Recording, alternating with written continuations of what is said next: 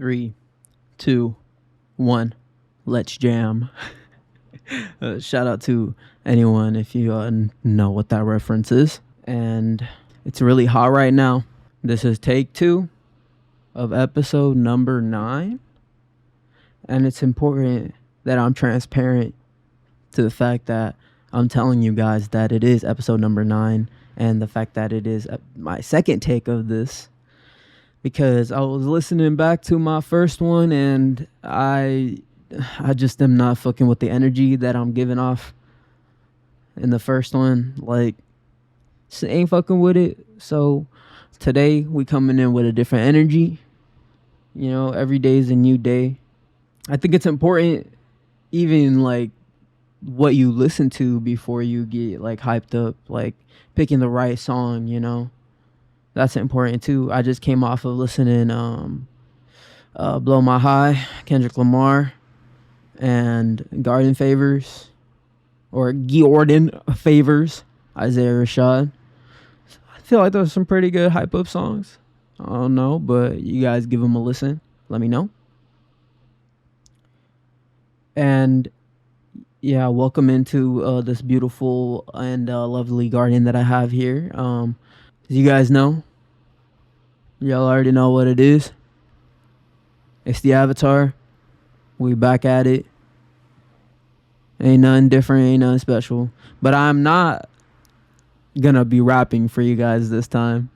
That was a last week exclusive. So if you guys want to hear that, check out that last week's episode. But next week, I have a very special episode planned. So I would advise you guys to tune in real closely. We got some things cooking out here. We got some things cooking in the garden now. We don't just got plants growing out here. We got some food cooking. I'm just kidding.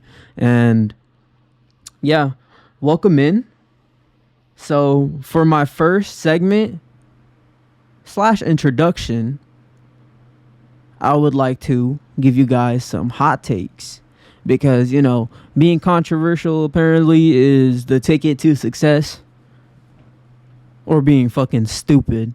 One or the other. It's either being controversial or being stupid. And what I'm going to be doing for you is I'm going to be giving you guys some hot takes. Hot takes with the Avatar. Ready? Blue 42. Ready, set. That sounds like Gino's hard count. But shit, let me know what y'all favorite hard counts are. Fuck, I love the hard counts, because every quarterback has a different cadence. But my hot takes, that's what's most important here. All right, hot take number 1. A good McDonald's or Taco Bell is better than 95% of all restaurants. What the fuck? I was feeling some shit on my foot. Hold on. All right, I'm back. The fuck was I saying?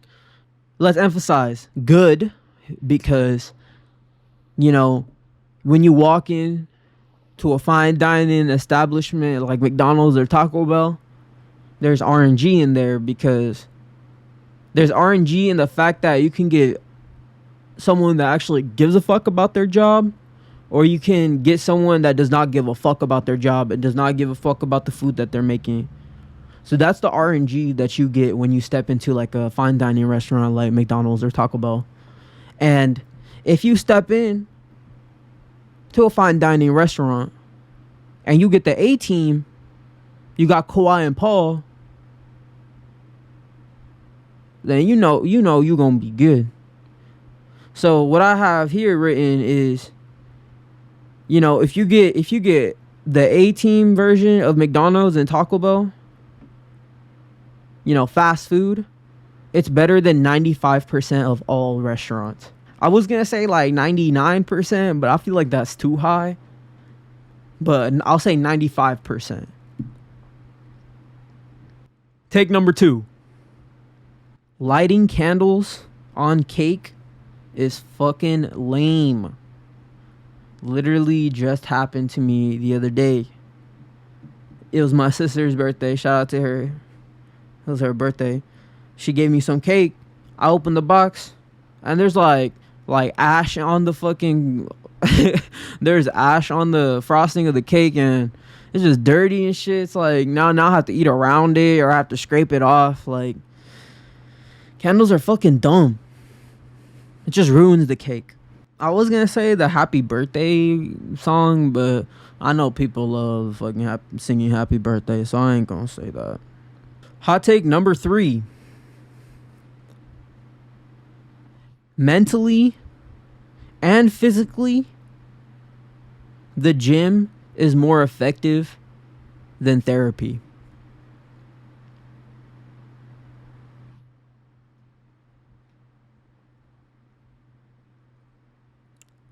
Hot take number 4. The new Call of Duties, and by new, I'll say from 2019 and on. So let's classify the new Modern Warfare and onwards. All those games, including Vanguard. I think that was the only one that the other team put out. I could be mistaken, but so 2019 and on, the new Call of Duty titles are considerably better than the old ones that we have nostalgia for. So, for example, I'm going to say the new Modern Warfare is better than the old Modern Warfare. The new Modern Warfare 2 is better than the old Modern Warfare 2. And I feel like the new Modern Warfare 3 is going to be better than the old Modern Warfare 3. But I would just say, going back to them, they feel really slow. The movement is not there. Like, going back to old Halos, it's still fun. And I'm not going to lie, going back to the old Call of Duties is still fun. But I feel like when I'm playing it, I look at it through nostalgia. Because those are the first Call of Duties I played. Like MW2 was, like, I think the first Call of Duty I played on PlayStation 3. And then from there, I transitioned over to Xbox. But the better platform. At the time, PlayStation 3 had its advantages, but I feel like, social wise, the Xbox platform was unbeaten because it was pretty much like Discord before Discord. That's pretty much what like Xbox Live was back in the day. It's crazy. I mean, and then PlayStation started to do it, but they copycat. But that's a whole different conversation. The advanced movement, the sliding, in Modern Warfare 2, specifically the new one, Modern Warfare 2 2022. In that one, if you press the right stick, if you press, shit, now I have to explain it. So I play the game on tactical. So if you press the stick in, I crouch. So if you didn't play on tactical, it would be B. If you press B, you would slide, right? But if you held B in MW2 2022, you dolphin dive. So it's like there's 2 forms of advanced movement, and I really like that about the game. And it sucks that the game doesn't let you shoot while you're dolphin diving or sliding, but in that aspect, they want to make the game realistic. But it's really not, because the game's still really fast paced. It's catering towards a different feel, and I respect that. Because it's not going to be MW 2019. It's going to be the new game. It's going to be different in a way. They got to change it in some way. But yeah, the new Call of Duty games are considerably better than the old ones. Wait, so we've had 1, 2, 3, 4. Yes, okay. Hot take number 5.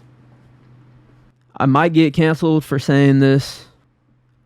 An individual's personality shouldn't revolve around the fact, or an individual's personality shouldn't revolve around the fact that they are attracted to a certain gender, or they're attracted to both genders.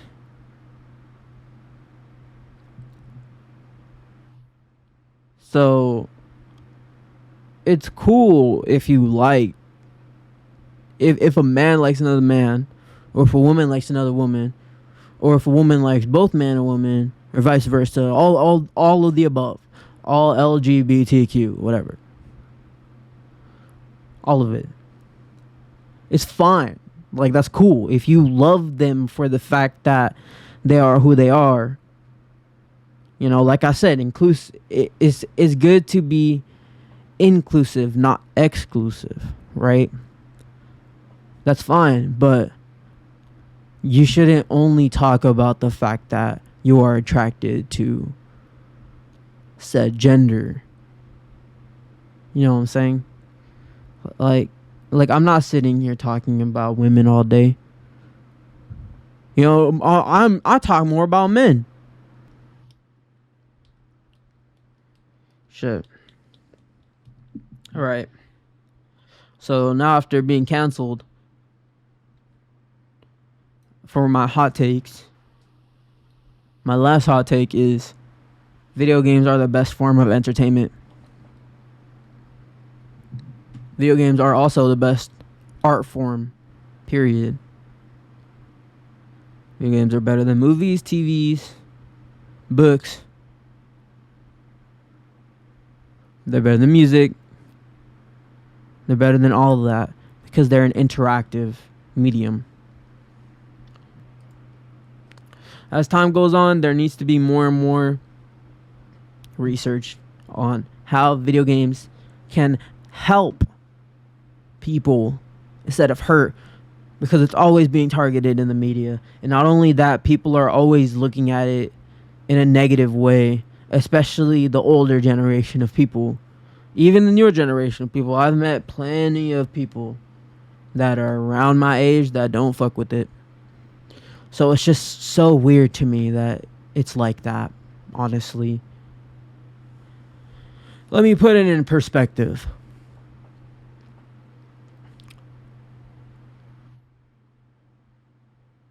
Oh, Joe Schmo walking down the street with some headphones on. You're not going to go up to him, take off his headphones, and say, "Hey, man, stop listening to music."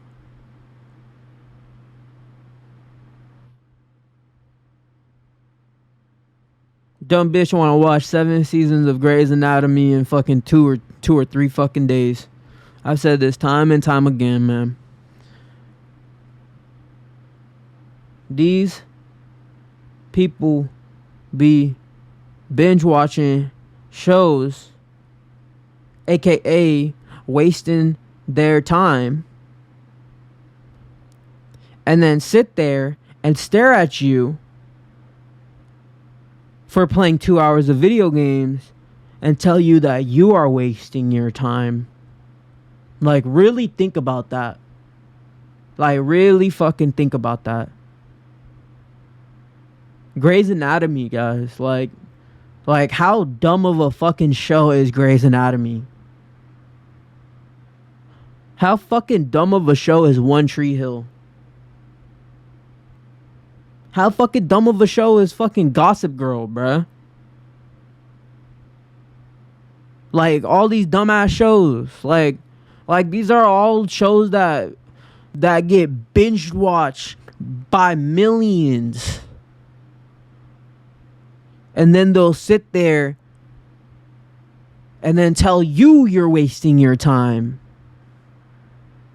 Like, what do you get out of all that? I get a lot out of all this. But what do you get out of all that? I can tell you what I get out of all this. But it's like, you got to actually have a conversation. I know what you get out of all that. It's a bunch of bullshit. Because I can sit there and watch it too. And I'll be like, bruh. Video games are the best form of entertainment, and that is hot takes with the Avatar. And wow, this has gone on for so fucking long. Holy shit. Segment number dos. What are PlayStation and Nintendo up to? And I can answer those questions for you guys real easily. So PlayStation, they're going to put out a new model of their PlayStation 5. It's going to come out with a removable disc drive. So you can both make it like a digital or a disc console. And they're going to put out a PlayStation 5 Pro and that's gonna come out next fall. So this slim PS5 is most likely gonna come out in November, December, or early in next year. And this PS5 Pro is most likely gonna come out next fall or next winter, and that's what PlayStation is doing. But right now, I don't even want to think about that, because I'm telling you right now, unless it's like a really special piece of hardware, I'm most likely not gonna buy it, because I'm tired of supporting Sony's interstitials bullshit. I love Sucker Punch. I'll die on the hill for Sucker Punch. Y'all may not know Sucker Punch, but Sucker Punch is my number one pick. I'll fucking die on the hill for them. Consistency, quality, and fun. Each game that they put out has a lot of value because they bring those three things to the table. But we don't really care about what PlayStation's gonna do. I don't care. I mean, I'm telling you guys because I want you guys to be informed consumers. Because, you know, you can buy the PlayStation 5, but if you just wait like, if you just wait like 12 months, then you'll probably get a better product for the same price. And they want you to pay that $499 or $559 or whatever it is. They want you to pay that. But next year, that PS5 Pro is probably going to be around that price. So just think about it. But what is Nintendo up to? They're the more... I would say this could be also a hot take. Is Nintendo better than PlayStation? Their consistency? Their quality? I don't know. That could be a pretty interesting... I mean, you know, all in my opinion, all three have their pros and cons, you know. I'm not going to sit here and tell you who's the best, because they're all good. You know, you can get a lot of joy from all the platforms, not even just those three. Steam, you know, you can buy a Steam Deck, you can buy ROG Ally, you can buy a computer, you can build your computer like I have. I built my own computer, and I'm so proud to say that. Shout out to Vanta. That's the name of my computer. That's his name. What a beautiful young man he has been. Nintendo. So I want to pose 3 questions for you guys first, and I'll try to answer all 3 of those questions to the best of my ability. You know, they're most likely going to be like predictions, because, you know, Nintendo could do, you know, Nintendo's the best at throwing that curveball, but sometimes that curveball sits in the zone. But when that curveball is deadly, that Clayton, that shing. All right, 3 questions. What is the name of the console? Answering that question will lead us into what is the gimmick of the console, and then how powerful is the console. So those are the 3 questions that I have to pose in today's episode. What do I want it to be called? I want them to use the Switch's name somehow. You know, Super Switch, Switch Pro. That sounds pretty good to me. I don't know. Switch Pro could kind of sound more like an interstitial instead of like a successor. But the Super Switch sounds good to me because that kind of brings it in line to the NES and the SNES. You know, me, that sounds good. But what I think it's going to be called, I heard this name Nintendo Focus, and I feel like that sounds more in line with Nintendo and their philosophy and how they like to name things. Because the Switch is... the power of the console is the handheld. You could just put it on a dock and it'll display to a TV, right? That's pretty much it. Because most games, they're on par. If you take them off, or if you put them on. You know, there are some outliers, of course, but that's the gimmick with the Switch. But I think with their next handheld, or their next handheld console hybrid, because I do still think it's going to be a hybrid, but I think the gimmick is going to be when you dock it, it's going to do something more than just display it to the TV. And I think that's how they're going to try to market it, where it's like, it's still capable as a handheld, but when you dock it, that's when it turns into like a next-gen console. but that could be really hoping, or hopium, as the cool kids say nowadays.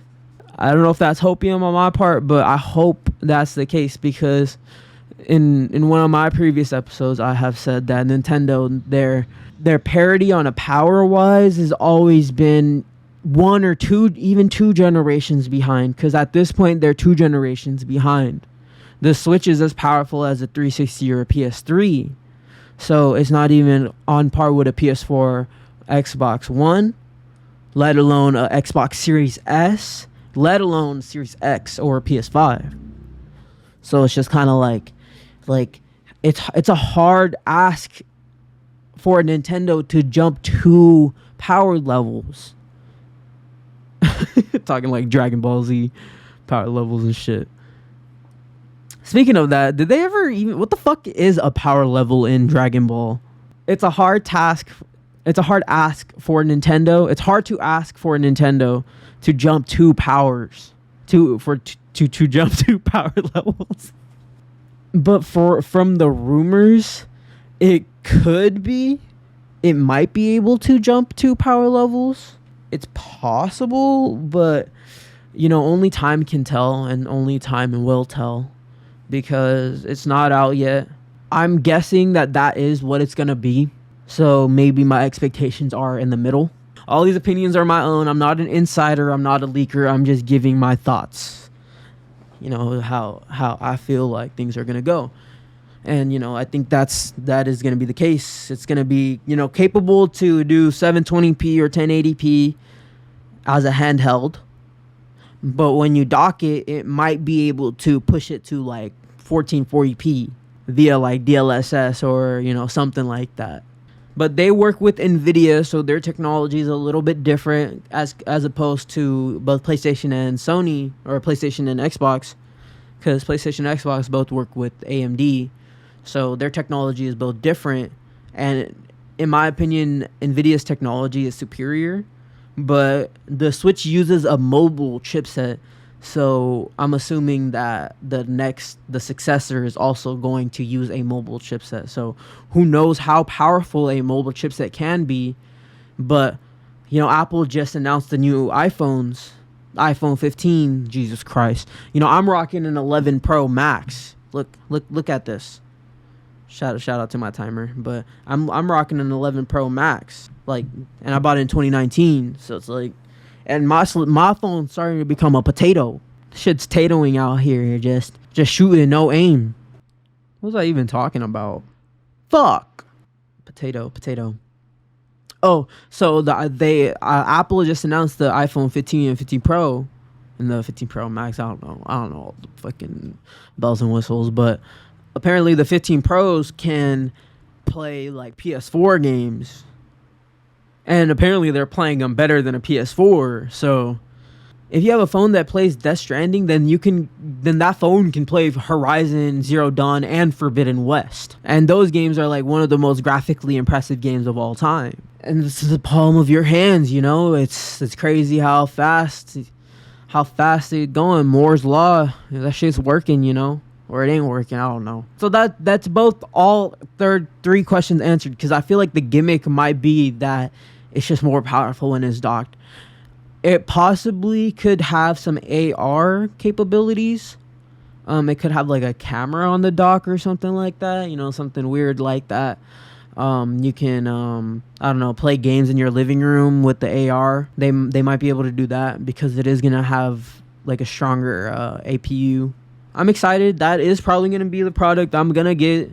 I'm probably going to get it, because at heart, I started on Nintendo, and they put joy first when they make their games. They put joy, self-discovery, and I really appreciate that. But that shit better have an OLED screen, or else I'm going to come on here and I'm going to be mad. Yeah. And yeah, let me know what you guys want. Let me know what you guys think the price is going to be. I'm thinking maybe 400. 400 sounds good. That sounds pretty on the point to me. It'd be 100 more than the Switch. It'd be 50 more than the OLED. But only time will tell. Let me know what you guys think the PS5 Pro will be. Let me know what you guys how strong y'all think it's gonna be. As a closing to this segment, will Nintendo make us pay for games we own again? You know, are they gonna put out that Breath of the Wild and Tears of the Kingdom combo pack and put it out for $70 at launch and say that's the launch game, definitive edition? Are they gonna do that, or are they gonna just put out Breath of the Wild definitive edition and then wait 3 years and then put out Tears of the Kingdom definitive edition and then wait 3 years and then the next Zelda game is gonna come out? Is that what's gonna happen? I don't know, because you know, Nintendo, yeah, they might have a nasty fucking curveball, but they're also slimy, greedy bastards. This next segment would have probably been better if I did the Blue 42 ready set, but oh well. I'm gonna end with football talk with the Avatar. And this week was a fun week. Again, I only watched 2 games this week. I think last game I watched maybe 3 or 4. I watched like the first half of the Vikings-Eagles game. I got bored and I started playing video games. Yeah, it was boring, but it was the score looks like it was close. I did watch part of the 49ers versus Rams, and like I said, this was going to be our test, and it was a test for us. We were 7 points away from tying the game. Those picks, man, those picks kill us. Interceptions, bad quarterback play, just kills us. It's annoying, but you know, the Niners, they beat us. That was tough, but you know, it was close. We kept it close for like 3 quarters, and then they just picked us off. That was interesting, you know. What else? Puka, shout out to Puka. I definitely got to talk about him because he is filling that Cooper Cup role really well for us. Like, it's beautiful seeing it because, oh man, it's just so exciting seeing like good young players, and he's doing things that no NFL player has ever done. So shout out to Puka, man. Puka Nacua. That's my guy. I think he's rocking number 17. I'm pretty sure he's rocking number 17. But what other game did I want to talk about?